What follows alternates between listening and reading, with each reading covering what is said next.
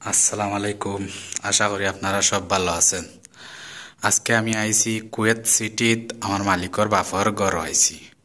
Actually হইছে কি তার এই ঘর ইকান খালি ইকানো খেও থাকুন না, খেও এখন থাকুন না, ইকান মালিকে দিত ভাড়া। আজকে যে মানছে ভাড়া নিত হে আইসলো আজকে দেখাত।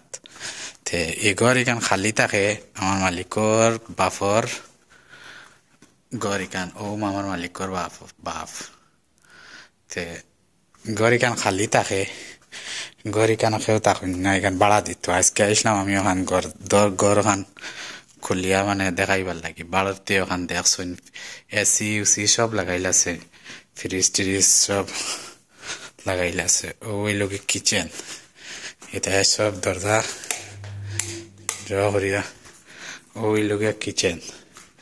তে জেলা আসলো সব ওলা ফালাইল রয়েছে, কিছু জিনিস খানা পিনা করিয়া তুইয়া গেছেন।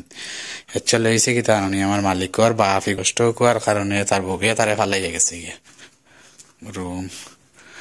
এখানে বইয়া খানি উনি খাইন, কিচেন আছে এটা ওখানে আনি খানি উনি খাইন। ওখানে ডাইনিং টেবিল লাগাইলে আসলো, এটা কিছু নিয়েছেন গিয়া ফ্রিজ ট্রিজ আসলো। ওদিকে আছে ওদিকে আছে গাড়ির গ্যারেজ ও ড্রাইভার রুম। বুঝছেন, ওটা আমি লাইট ওগুন অফ করি।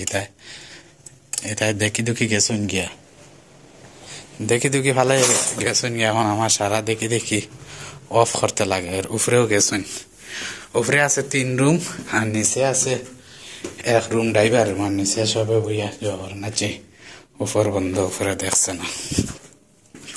তো ওখান আজকে দেখাইবার লাগিয়া আসলাম মালিক, ওখান আজকে ভাড়া দিত, তো মানুষ আইসলা দেখার লাগিয়া।